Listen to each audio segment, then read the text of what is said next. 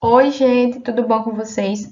Vamos começar mais uma aula de geografia comigo, professora Ana Isabel, e com a intérprete Silândia, e nós vamos falar sobre os Estados Unidos da América, realidade socioeconômica. Então, para a gente começar, vamos dar uma olhadinha aqui na organização do espaço dos Estados Unidos. Veja, aqui em roxo, em roxo não, em verde a gente vê aqui as megalópolis de Bosch Wash e Sansan, certo? Bosch Wash e Sansan, que vai de São Francisco a San Diego, a gente vai falar mais para frente. A Mexamérica, a região de alta tecnologia, onde a gente tem esse tracejado, certo? E os fluxos de mão de obra, tá? A gente vai falar mais adiante disso, que é só realmente para que vocês deem uma situada do que a gente vai continuar falando ao longo da aula. Falando da população, né, embora os Estados Unidos tenham a terceira maior população do planeta, desde o final dos anos 60, a média de crescimento populacional se situa na faixa de 1% ao ano aproximadamente. Né? Então, veja, é a terceira maior população do mundo, né, perdendo para a Índia e China. Os Estados Unidos ele tem uma taxa de crescimento vegetativo muito pequena. Lembre-se que a taxa de crescimento vegetativo é a mortalidade menos natalidade menos mortalidade, certo? Taxa de natalidade menos mortalidade. E esse crescimento vegetativo ele é maior entre a população imigrante, que compreende os afrodescendentes, os asiáticos e os hispânicos, certo? E em virtude do elevado padrão de vida, né, por boa parte da população, a expectativa de vida é alta, com 78 anos, 78,6 anos, segundo os dados de 2017. Então, esse baixo crescimento vegetativo e essa alta expectativa de vida vai fazer com que, mais ou menos em 2030, que haja mais idosos, né, do que crianças no país nesse ano, nessa década, né, de 2030. O número de pessoas pobres nos Estados Unidos corresponde a 13% da população total. São consideradas pobres as famílias de 4 pessoas com renda anual igual ou inferior a 22,31 mil dólares. Essa pobreza ela predomina também entre os hispânicos e os afrodescendentes, né, com esses cerca de 27% vivem abaixo do limite da pobreza, né? E também a expectativa de vida dessa população é mais baixa, né? De 71 anos, enquanto a população branca é de 78 anos, né? Principalmente da população negra, certo? A população afrodescendente, a expectativa de vida ela é de 71 anos. E, consequentemente, as crianças também, as crianças negras, elas também são mais pobres, né? 39, corresponde a 39%, né? Enquanto que crianças brancas pobres correspondem a 12%.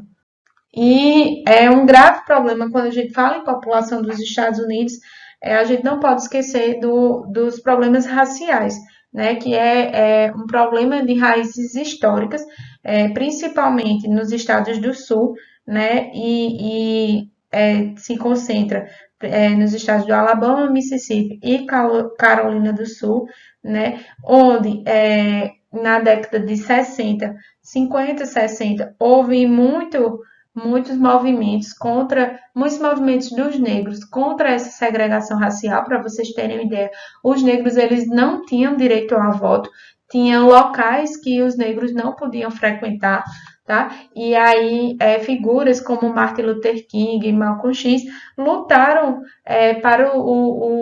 contra para o fim dessa segregação racial, né? E o direito da população negra, buscando o direito ao voto, por exemplo. Aqui eu trouxe para vocês, sim, falando ainda dessa questão do racismo, a eleição de Barack Obama ela foi muito importante, pois representou muito dos afrodescendentes, ela representou muito a população afrodescendente nos Estados Unidos. Né, o primeiro presidente negro a chegar no poder, né, mas mesmo assim, atos de racistas a gente vê muito, como vocês devem ter visto, o segurança que foi morto por um policial, né, ao ser preso, na abordagem policial, o policial matou enforcado. Então, pelo simples fato dele ser negro, houve uma abordagem, e aí vocês devem conhecer essa história. Aqui eu trouxe um mapinha com a densidade demográfica dos Estados Unidos, né? A gente tem aqui uma densidade demográfica muito grande, nessa parte do Nordeste dos Estados Unidos, né? E também aqui na porção oeste do território dos Estados Unidos também, certo? A agropecuária, os Estados Unidos apresentam a mais extensa superfície cultivada da terra, 21% de suas terras são aproveitadas para a agricultura. No Brasil, esse percentual é mais ou menos 10%. Em virtude do alto índice de mecanização do campo nos Estados Unidos, a atividade agrícola emprega pouca mão de obra, correspondente a 2,9% da população economicamente ativa. O país é o maior exportador agrícola mundial. Como a gente tem aqui, eu cortei essa tabela, certo? Ela ia até o 19º lugar com a Índia, mas aqui, ó, o primeiro lugar é os Estados Unidos, com exportações de 165 bilhões de dólares no ano de 2016, o Brasil e a China em terceiro lugar. Veja a diferença aí, ó, entre o Brasil e os Estados Unidos nessas exportações de commodities, né, que são esses produtos agropecuários. Lá nos Estados Unidos, uma forma de organizar a sua agropecuária, né, nos cinturões agropecuários. Eu trouxe para vocês aí a imagem dos cinturões agropecuários. A gente tem o cinturão do algodão, do leite, do milho, do trigo, o cinturão da pecuária também, certo? Todos esses cinturões que vão se desenvolver e vão permitir, né, que os Estados Unidos seja a maior superfície cultivada da terra, lembrando que tudo isso com a utilização de maquinário, né, de tecnologia muito grande e empregando pouca população. Os recursos minerais, um dos aspectos do território estadunidense é a presença de muitos recursos minerais. Veja aí, o petróleo ele corresponde a 4,1%, né, da produção nos Estados Unidos, e aí o restante do mundo de amarelo. O gás natural, 20%, né, do que tem no mundo, das reservas do mundo, 20% está nos Estados Unidos. O carvão mineral, 9,9%. E a energia nuclear é 32,1%. Então, vejam como, quando a gente fala em recursos minerais também, os Estados Unidos ele tem uma riqueza, né, e explora muito as suas fontes de energia, seus recursos minerais. Falando da atividade industrial, o setor industrial estadunidense é bastante diversificado e um dos mais completos do mundo, com indústrias siderúrgicas, químicas, automobilísticas, aeronáuticas, de informática, eletrônicas, de equipamentos de telecomunicação, entre outras. Como a gente pode ver aqui nesse mapa, né? Regiões tradicionais intensamente industrializadas, uma concentração muito forte aqui no Nordeste dos Estados Unidos, certo? Porque tem um subsolo muito rico em recursos minerais e aí vai abranger toda essa área aqui, né? Tendo aqui essa parte para o Oceano Atlântico, né? A gente tem as indústrias, né, que vão ter nessa região. Também a gente tem as novas regiões industrializadas aqui. Continuando essa questão industrial dos Estados Unidos, achei mais fácil a gente vir logo para esse mapa e falar do Snow Belt, né, no Nordeste dos Estados Unidos, para o mundo. É a região do Nordeste dos Estados Unidos, onde se localiza a maior e mais antiga concentração industrial do país, chamada Manufacturing Belt, ou Cinturão Industrial.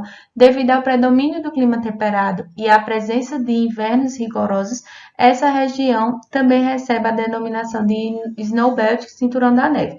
Vejam aqui, no chamado Snow Belt, né, o Manufacturing Belt, que a gente tem o setor mais forte, a concentração industrial mais forte dos Estados Unidos. Um Sunbelt é atividade industrial variada e aquecida. Repare que na parte inferior, na linha verde tracejada, estão indicadores de 5 regiões com concentrações industriais expressivas. Juntas, elas formam o chamado Sunbelt, Cinturão do Sol, uma extensa porção do território dos Estados Unidos em que predomina os climas mais quentes, à exceção da região industrial de Seattle, que está aqui, com fronteira com o Canadá, e onde se localiza um conjunto variado de espaços industriais de desenvolvimento recente.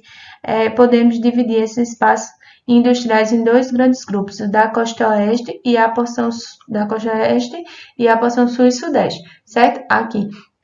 Também vocês veem aí a grande concentração industrial que a gente vai ter aqui no chamado Sunbelt.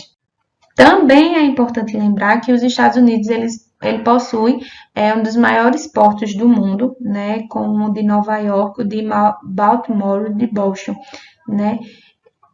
E também tem diversas hidrovias que são muito importantes para o escoamento, né, das produções. Também é importante lembrar vocês da região do Vale do Silício, na Califórnia, certo? Que é uma região onde a gente vai ter um polo de tecnologia muito forte, chamados tecnopolos, e a concentração das indústrias de informática, né? Ali, vamos dizer, onde a gente vai ter as mentes pensantes, né? E as pessoas que vão pensar e vão desenvolver tecnologias de ponta. Para a gente finalizar, vamos falar sobre o NAFTA, né, que é um bloco econômico formado pelos Estados Unidos, Canadá e México, né, que significa Tratado Norte-Americano de Livre Comércio, entrou em vigor em 1994 e trata-se de um mercado de aproximadamente 480 bilhões de habitantes, cujo objetivo é eliminar totalmente os impostos de importação, tarifas aduaneiras, entre os países formando uma zona de livre comércio. Atualmente, grande quantidade das mercadorias já circulam de um país para o outro sem esses impostos. Então, veja, a formação de um bloco econômico entre os países da América do Norte, Canadá, Estados Unidos e México, para facilitar as trocas comerciais, né? Formando um livre comércio, principalmente na venda dos produtos dos Estados Unidos para o México. Então, meu povo, finalizamos por aqui essa aula dos Estados Unidos. Voltem lá no livro, deem uma lidinha, certo? Que tem muita coisa ainda para vocês estudarem, tá? Até a próxima aula.